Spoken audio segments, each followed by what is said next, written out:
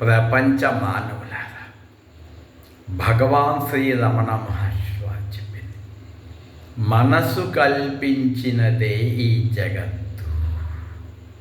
5 రూపాయల బుక్కు తీసుకొని నేను కూడా లోపల ఎంక్వైరీ చేసుకున్నాను. ఉదాహరణకి బయట దొంగ హత్య చేయొచ్చు, తుపాకీతో కాల్చవచ్చు, దొంగతనం చేయొచ్చు. ఆ దొంగని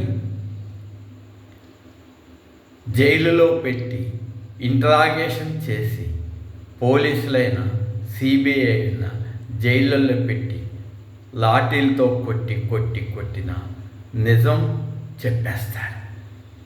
ఎంతటి వాళ్ళైనా చెప్పేస్తారు. లేదా చెప్పకుండా టెర్రరిస్ట్ అయితే మరణించవచ్చు. కానీ మనసు అనే ఉంది కదా, ఆ మనసు పెద్ద దొంగ. గాఢ నిద్రలో మనసు లోపల దాక్కున్నాడు. దాక్కొని ఏం చేస్తుంది? మెలుకోగానే ఒకే ఒక్క సెకండ్లో ర్యాకెట్ కన్నా కోట్ల కిలోమీటర్ల స్పీడ్లో నీకు దేహాన్ని, ప్రాణాన్ని, ఇంద్రియాలని, భూమిని, సూర్యుడిని, చంద్రుడిని, నక్షత్రాలని కల్పించేసింది. కల్పించిన ఈ మనసు ఎవరు కల్పించాలంటే చెప్పనే చెప్పదు. ఈ మనసుని లాఠీలతో కొట్టండి, కుదరదు.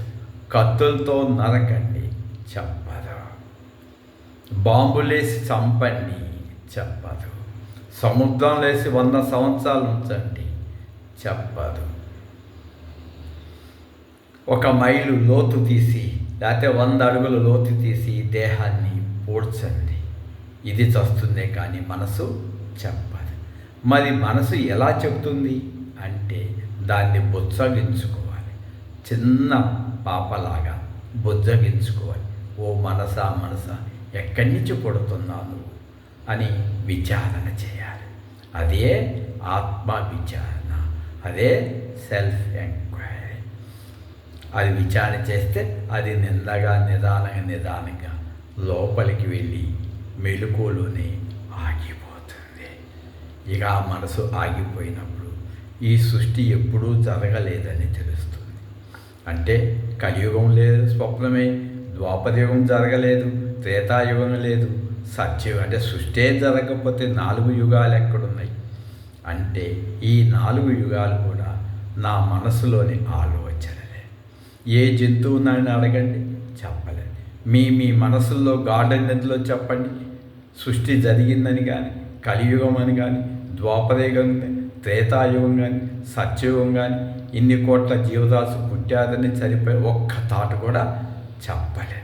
మరి ప్రతి మనిషి తన లోపల ఉన్న వేల లక్షల కోట్ల ఆలోచనని బయటికి తీసేస్తేనే మెలకువలోనే జీరో మైండ్ ఏర్పడుతుంది. చాలామంది నన్ను అలా చెయ్యండి అంట. ఏమి చేయగలను చెప్పండి? తిరుపతి వెళ్ళారు 2 స్నేహితులు. ఒక అతను ఎమ్మడే గుండు చేయించేసుకున్నాడు. రెండో అతను ఒక ఇంటికి ఇచ్చేసి వెనక్కి వెళ్ళిపోయాడు.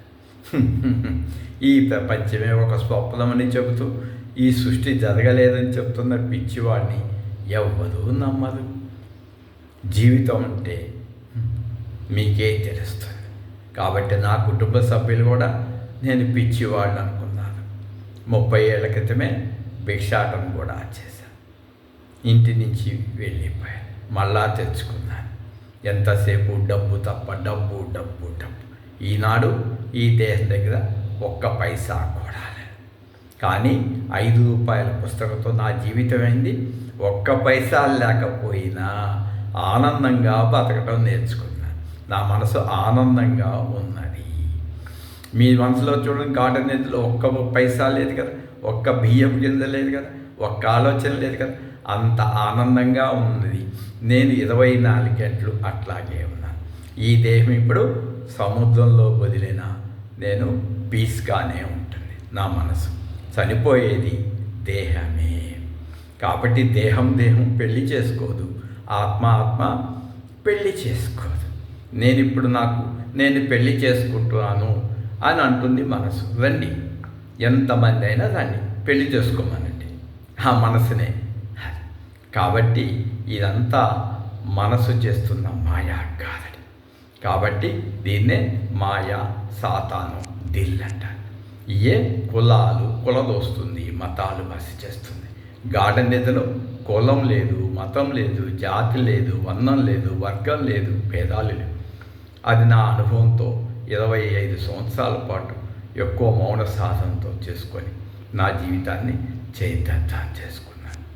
ఇది లైఫ్ మెసేజ్.